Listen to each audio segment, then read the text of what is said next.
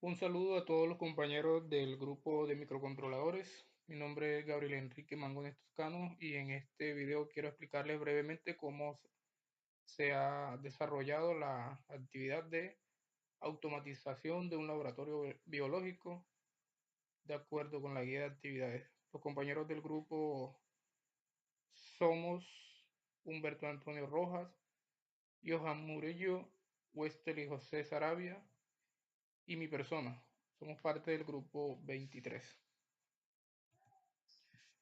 En resumen, en esta presentación vamos a ver el diseño de los programas que se han desarrollado para automatizar el laboratorio de acuerdo con la guía de actividades. Para ello veremos los códigos desarrollados y la simulación de los circuitos. En el contenido vamos a repasar el planteamiento del problema, los códigos de los programas, la simulación, unas breves conclusiones y las bibliografías utilizadas. Bueno, el planteamiento del problema es bastante extenso. Podríamos resumirlo de esta forma, en donde podemos mencionar que para automatizar un laboratorio biológico se requiere, estos serían los requerimientos, un reloj para llevar el tiempo. Esto se debe realizar con programación de microcontroladores. Se necesita un control de motores para abrir y cerrar 3 puertas sincronizado con el reloj. Un control de luminosidad también hace parte del control de laboratorio. Y finalmente unas indicaciones en un display del grado de luminosidad y de los estados de las puertas. Código del programa. Vamos a ver brevemente de manera global cómo funcionarían estos programas.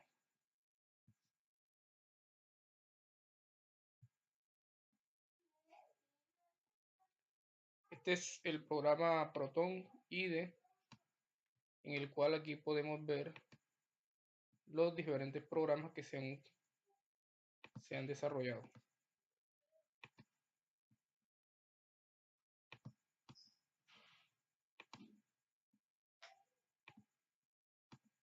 Ok, este programa es, comencemos con el del reloj. Este programa,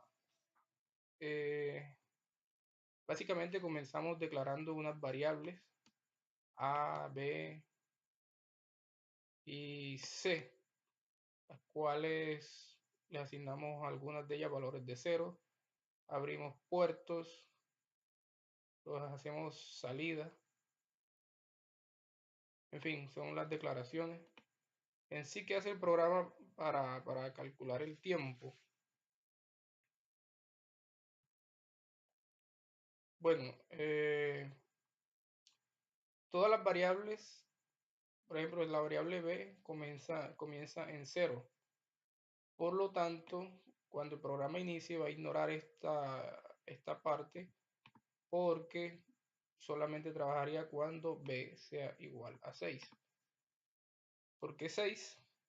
Porque estamos realizando un reloj que trabaja digamos que en la numeración hexadecimal. Por lo tanto, las horas, los minutos van de 60 en 60. Por eso la importancia de este valor 6. Mientras tanto, A, que viene siendo el primer dígito de los 3 displays 7 segmentos, se va a desplazar desde 0 hasta 9, realizando las operaciones que se encuentran digamos, en estas instrucciones. Inicialmente, en la salida A, vamos a iniciar mostrando en código binario hacia los 7 segmentos el número C, que por acá arriba vimos que era el 0, pero progresivamente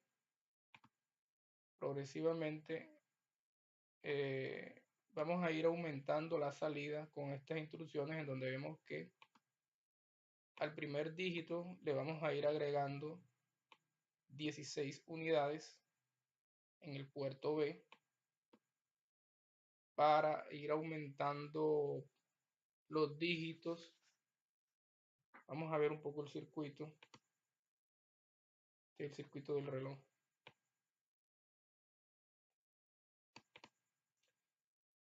Este es el microcontrolador. Este es para controlar el primer dígito. Esto es un convertidor de binario a 7 segmentos. Entonces, si podemos ver, el primer dígito y el segundo dígito están controlados por el puerto B. Todo el puerto B maneja estos dígitos. Entonces, los 4 primeros dígitos manejan este LED, los otros 4 con este, y el último con el puerto A. Por eso tenemos que hacer una división de los primeros bits menos significativos para el primer dígito y los últimos bits más significativos para el segundo dígito. Por eso que acá en el programa, para el puerto B, la salida total de los dígitos viene siendo el número que hemos guardado en A, que representaría la salida hacia el primer dígito, más los últimos dígitos multiplicados por 16. ¿Por qué? Porque los últimos dígitos tienen más peso. La única manera de ir variando todo el puerto para 2 segmentos es a través de esta fórmula. Vamos a ir desplegando y preguntamos si A ya es igual a 9. Cuando sea igual a 9, debemos aumentar la salida al segundo LED, que es con B. Vamos aumentando de un dígito en un dígito. Volvemos al inicio y se sigue ignorando toda esta parte hasta que el segundo dígito llegue a ser 6. Cuando llegue a ser 6, debo reiniciar el segundo dígito, ¿sí? Para que comience contando nuevamente las horas, los minutos hasta el 60. De 0 a 60 en el segundo dígito, el 6 debe desaparecer. No deben haber 70 minutos. Y para el puerto A, debo ir aumentando también de uno en uno. También preguntamos para que C nunca llegue a ser igual a 10. Es decir, que también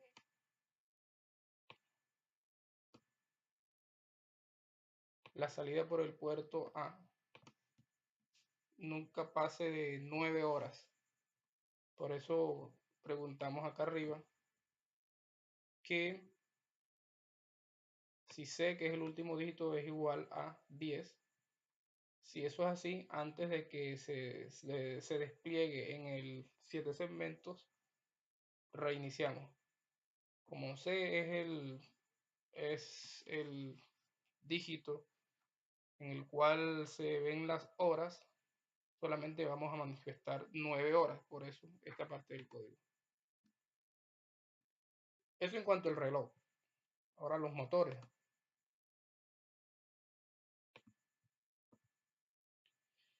Bueno, iniciamos declarando las salidas y las entradas, porque el microcontrolador que maneja los motores necesita una entrada para poder sincronizarlo con el reloj.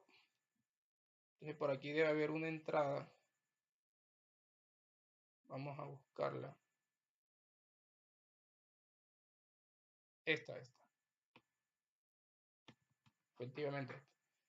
La entrada del puerto B0, aquí vemos que con este 1 la declaramos como entrada.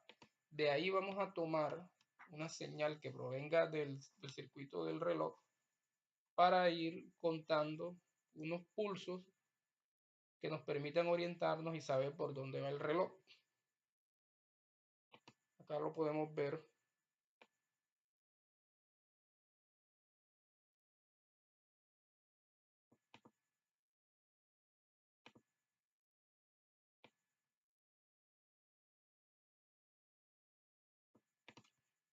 Este es el integrado para los motores. Aquí vemos que este pin, el B0, con esta etiqueta está asociada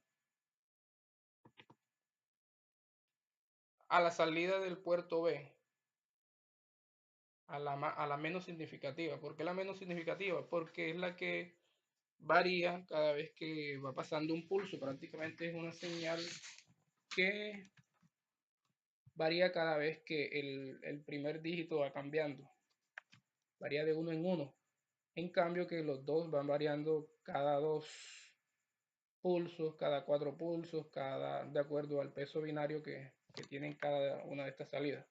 Entonces nos conviene coger la primera y volverla una entrada para el microcontrolador siguiente.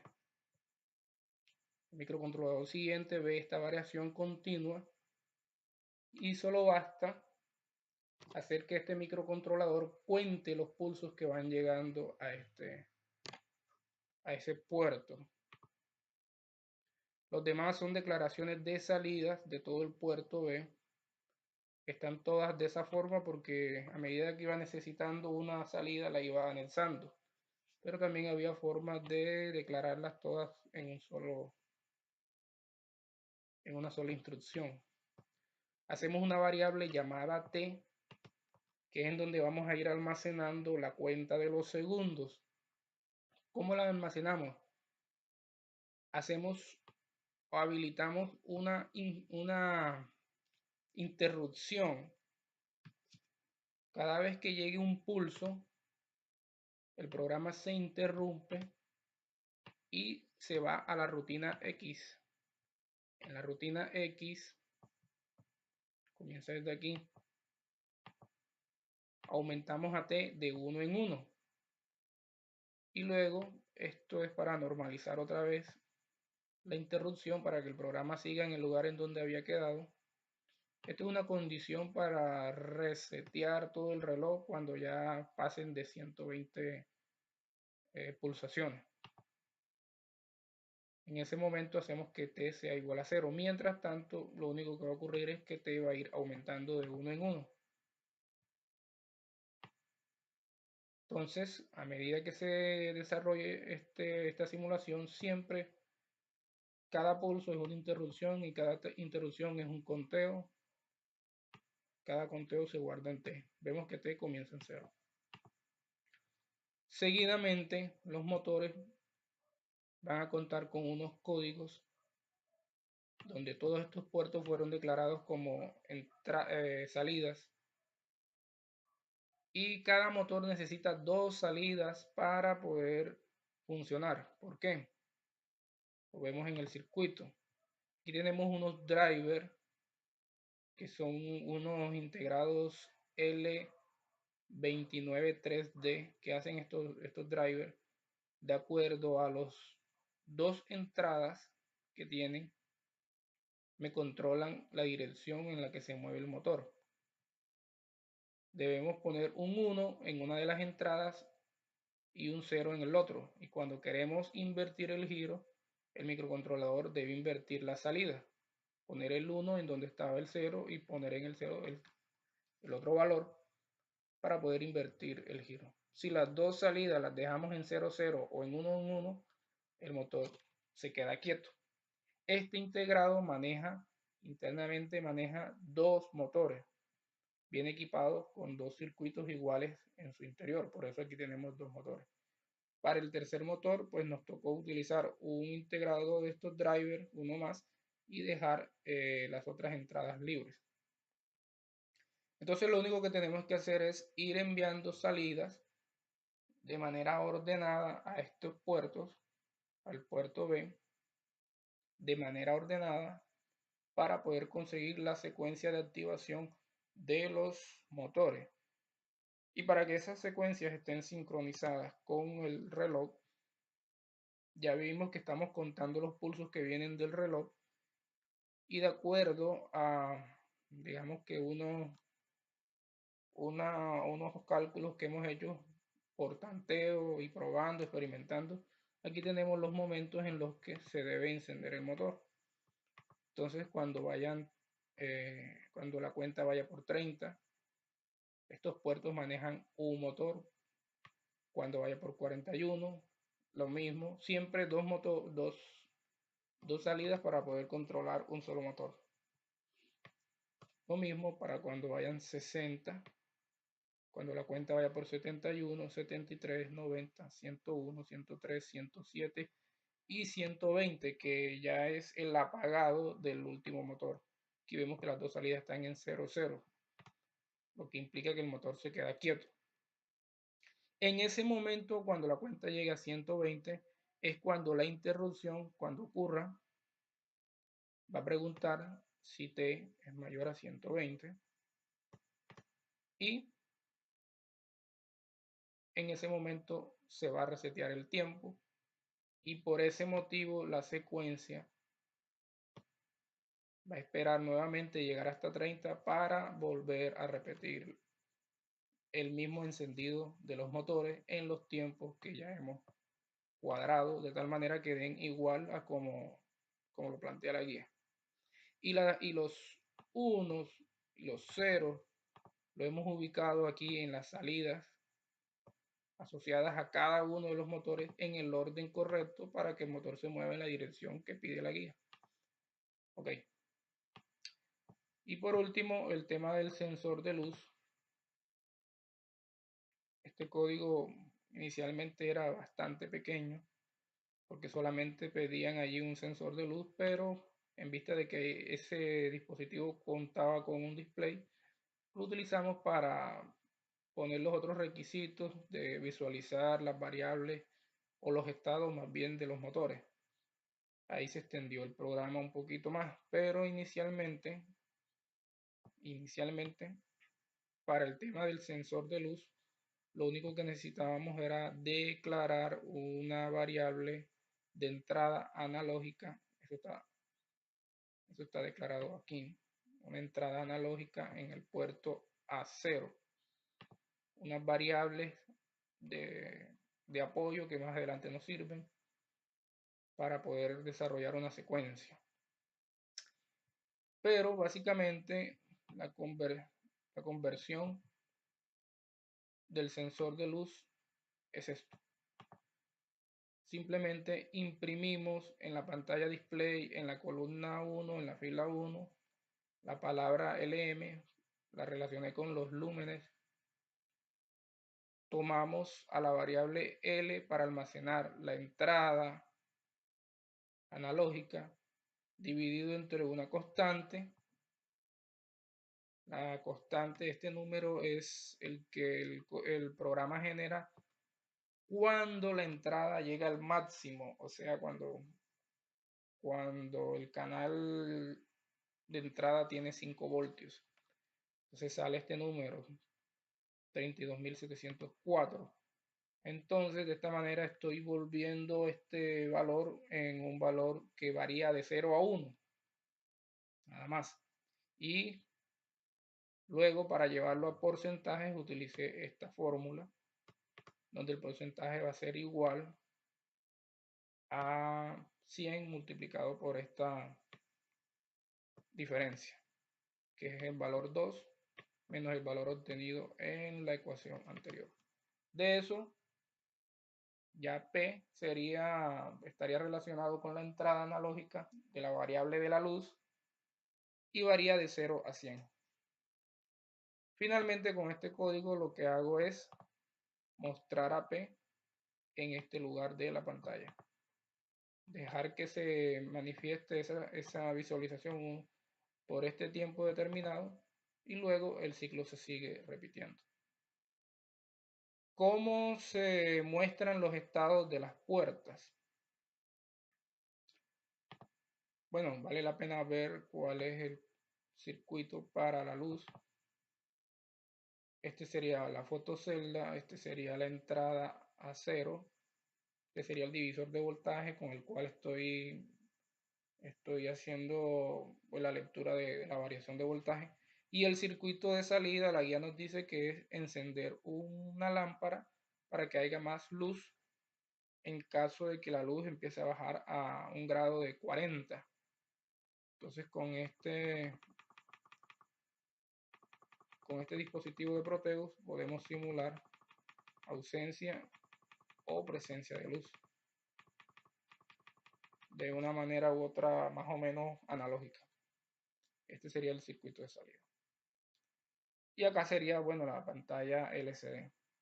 Para mostrar los valores de la pantalla LCD que se refieren a los estados de la puerta, de las puertas, nos valemos de algo muy sencillo y es, permítame mostrarle, las salidas digitales que me controlan los motores. Vemos que cada motor tiene dos salidas, por lo tanto hay hay 6 salidas para estos 3 motores. Las podemos ver, esta no cuenta porque esta es la de los pulsos del reloj, pero esta sería la primera, la segunda, la tercera, la cuarta y las otras dos, quinta y sexta.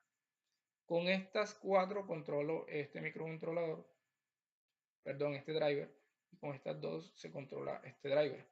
Esas mismas señales me sirven a mí para entender qué motor se está moviendo, qué motor está quieto y qué motor está cerrando o abriendo. Solamente las relacioné aquí y las volví entrada en el puerto B de este microcontrolador. Así que listo, solamente es hacer un mapeo de en qué condiciones es cuando está en movimiento el motor 1, el 2, el 3, y solamente lo consigo con unos condicionales. Aquí pregunto si el puerto 1 está en 0, si el 2, el 3, el 4, si el 2 está en 1, si el 3, el 2. Solamente es consultar cuáles son los que están encendidos, cuáles son los que están apagados. Son puras consultas con condicional sí, sí, sí, sí. Y de acuerdo digamos, a cada caso, pues ahí despliego en pantalla este código o digamos que este texto que me dice que la puerta 1 está cerrada, que la puerta 2 está cerrada, que la puerta 3 está abierta, y voy variando esta última letra de acuerdo a lo que se vaya cumpliendo en cada uno de los condicionales. Digamos, esa es la manera rápida y sencilla de más o menos explicar y dar a entender cómo se diseñó este y los demás códigos. Vamos entonces a la simulación, pero bueno, primero podemos ver que la simulación corre más o menos a un segundo.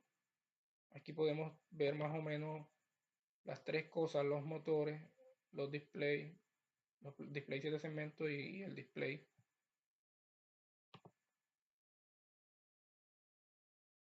Bueno, aquí tenemos la medida de la luz. Aquí tenemos la indicación de cuál es la puerta que está próxima a moverse. Aquí dice la puerta 1. Y aquí los estados de todas las puertas. La puerta 1 dice que está cerrada, la puerta 2 también, la puerta 3 también. Y así sucesivamente. Vamos a probar también el sensor de luz. Aquí vemos que está encendida la lámpara, el elemento final de... ¿Por qué? Porque vemos que la luz está en punto 7 y la guía nos pedía que por debajo de 40 se encendiera una lámpara. Entonces vamos a subirla por encima de 40.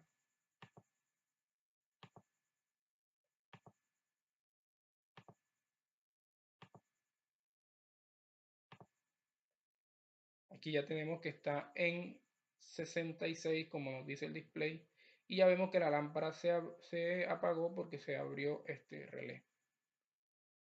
¿Sí? Si volvemos nuevamente a la simulación, vemos que ella siguió su curso, puesto que el tiempo depende solamente de unas interrupciones, no depende de lo que estemos haciendo con los demás microcontroladores. Aquí vemos que ya pasaron los 59 segundos para que se encendiera el primer motor, y así sucesivamente. Vamos a hacer algo, y es que vamos a poner el tiempo un poquito más rápido para que esto pueda correr un poquito más. Entonces,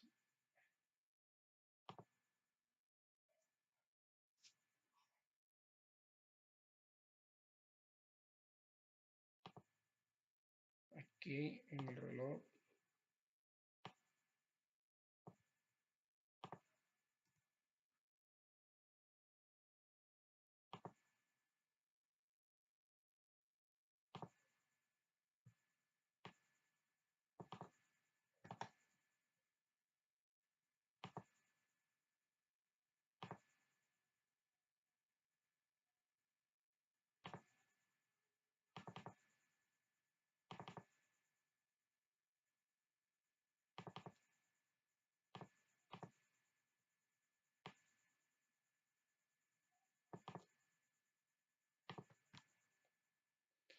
bueno, ahí va súper rápido. Aquí vamos viendo cómo me van cambiando, qué puerta se está abriendo, el motor, ya podemos ver los motores que van abriendo, van cerrando, ya me va indicando. Aquí me dice que ya hay una puerta abierta.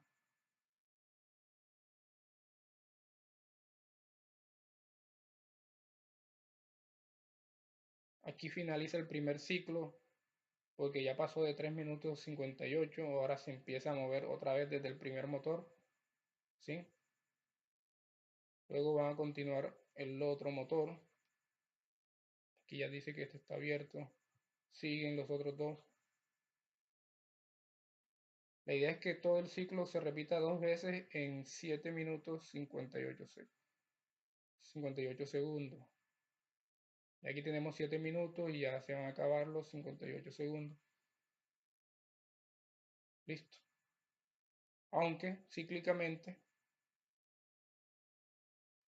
de la manera como está programado los microcontroladores, los motores se van a seguir moviendo infinitamente.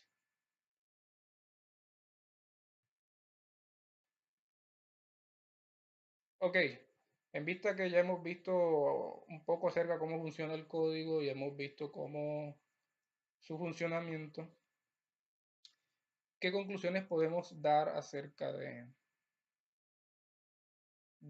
esta fase, de esta actividad? Bueno, pues podemos ver que el tema de los microcontroladores es un tema muy interesante, muy importante en la vida de la ingeniería electrónica.